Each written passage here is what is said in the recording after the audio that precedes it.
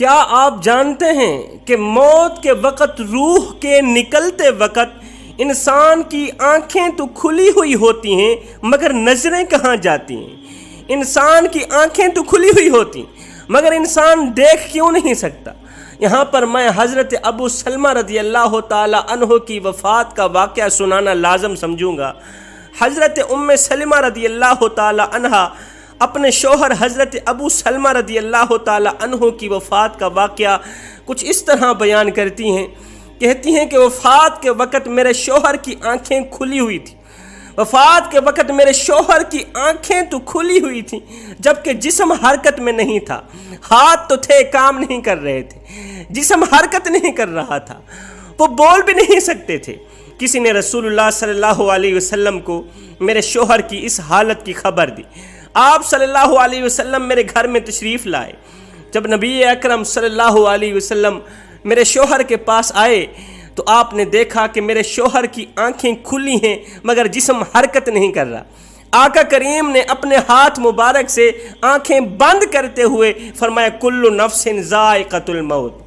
اپنے ہاتھ سے آنکھیں بند کرتے ہوئے فرمایا جب موت کا فرشتہ انسان کی روح قبض کرتا ہے نا تو مرنے والے کی آنکھوں کی روشنی بھی ساتھ لے کے جاتا ہے، مرنے والے کی آنکھوں کی روشنی بھی روح کے ساتھ ساتھ چلی جاتی ہے۔ جب نبی کریم صلی اللہ علیہ وسلم کے منہ سے یہ لفظ نکلے تو گھر والوں نے رونا شروع کر دیا کہ ابو سلمہ رضی اللہ تعالی عنہ اب اس دنیا میں نہیں رہے۔ آپ صلی اللہ علیہ وسلم نے فرمایا کہ مرنے والے کو ہمیشہ اچھے الفاظ میں یاد کیا کرو کیونکہ اس وقت فرشتے پاس ہوتے ہیں، میت کے ارد گرد بیٹھے ہوئے لوگ جو باتیں کرتے ہیں فرشتے ان کی باتوں پر آمین کہتے ہیں، آمین کہتے ہیں فرشتے۔ پھر نبی اکرم صلی اللہ علیہ وسلم نے اللہ سے دعا کی کہ اے اللہ ابو سلمہ کو قبر کے عذاب سے محفوظ فرما۔ میرے آقا علیہ الصلوۃ والسلام نے دونوں ہاتھ اٹھائے، دعا کی یا باری تعالیٰ ابو سلمہ کو اپنے عذاب سے محفوظ فرما، اپنے بندے پر خاص کرم فرما، ان کی قبر پر اپنی رحمت نازل فرما۔ نبی اکرم صلی اللہ علیہ وسلم کی اس دعا سے ثابت ہوتا ہے کہ جب مسلمان وصال کر جاتا ہے، مر جاتا ہے تو اللہ تعالیٰ مسلمان کی قبر میں نور اور رحمتیں عطا کرتا ہے۔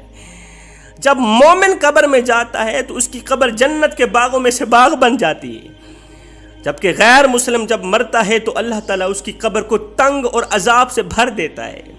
اس دنیا سے پردہ کرنے کے بعد انسان کے لیے سب سے خطرناک جو منزل ہے وہ قبر کی منزل ہے۔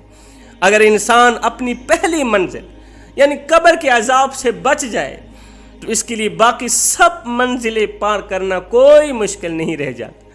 اس لیے نبی اکرم صلی اللہ علیہ وسلم نے فرمایا کہ انسان کو مرنے کے بعد بہت سی منزلیں طے کرنا پڑتی، بہت سی منزلیں طے کرنا پڑتی، جن میں سے سب سے پہلے قبر کا عذاب ہوتا ہے۔ اگر انسان قبر کی سختی سے بچ جائے تو دوسری منزلیں اس کے لیے آسان ہو جاتی۔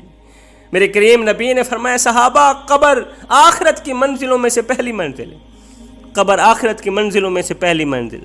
اگر یہاں نجات مل گئی تو بعد کے سارے مراحل آسان ہو جائیں گے، اگر یہاں نجات نہ ملی تو بعد کے سارے مراحل دشوار ہو جائیں گے۔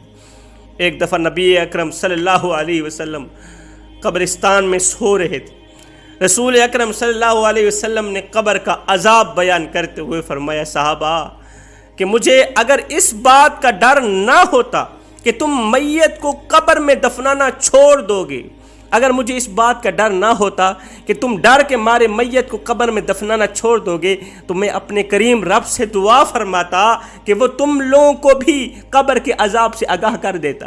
میرا اللہ خود عذاب کو حکم دیتا، عذاب تم ہی اپنے عذاب سے آگاہ کرتا۔ بالکل اسی طرح جس طرح میں دیکھ رہا ہوں اور سن رہا ہوں، آپ صلی اللہ علیہ وسلم جب صحابہ کرام کو قبر کے عذاب سے آگاہ کرتے تو سب کے رونگٹے کھڑے ہو جاتے، آنکھیں خون کے آنسو روتے۔ حضرت محمد مصطفیٰ صلی اللہ علیہ وسلم کا فرمان ہے کہ مرنے کے بعد قبر انسان کی پہلی سیڑھی ہے۔ جس بندے کی یہ منزل آسان ہو گئی تو باقی سب منزلیں اس کے لیے آسان کر دی جاتی۔ جس نے اس منزل سے آسانی حاصل نہ کی تو اس کے لیے دوسری منزلیں عبور کرنا بہت ہی مشکل ہو جاتا ہے۔ نبی اکرم صلی اللہ علیہ وسلم نے فرمایا کہ میں نے آج تک قبر سے سخت ترین منظر کبھی نہیں دیکھا۔ صحابہ، میں نے آج تک قبر سے سخت ترین منظر کبھی نہیں دیکھا۔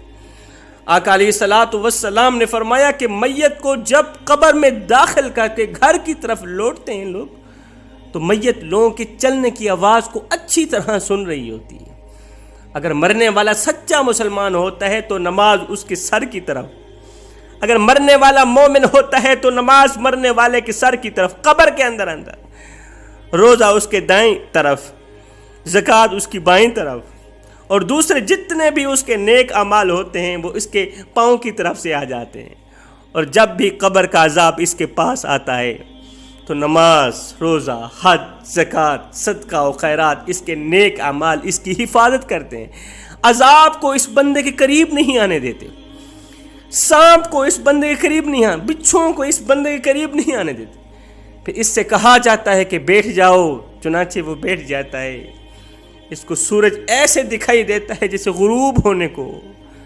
پھر اس سے کہا جاتا ہے کہ تم اس شخص کے بارے میں جو تم میں مبعوث ہوا تھا کیا کہتے ہو، اس کے متعلق کیا گواہی دیتے ہو؟ وہ کہتا ہے کہ مجھے ذرا نماز پڑھ لینے دو، عصر کی نماز کا وقت ہونے والا ہے، سورج غروب ہو رہا ہے، مجھے نماز پڑھ لینے دو۔ وہ گواہی دیتے ہوئے کہتا ہے رسول اللہ صلی اللہ علیہ وسلم اللہ تعالیٰ کے آخری نبی ہیں جو اللہ تعالیٰ کا دین لے کر آئے۔ پھر اس سے بولا جائے گا کہ اسی یقین کے ساتھ تم حیات رہے، تم کامیاب رہے، اسی پر تم کو دنیا سے اٹھا لیا گیا، اسی کے ساتھ تم کو دوبارہ زندہ کیا جائے گا۔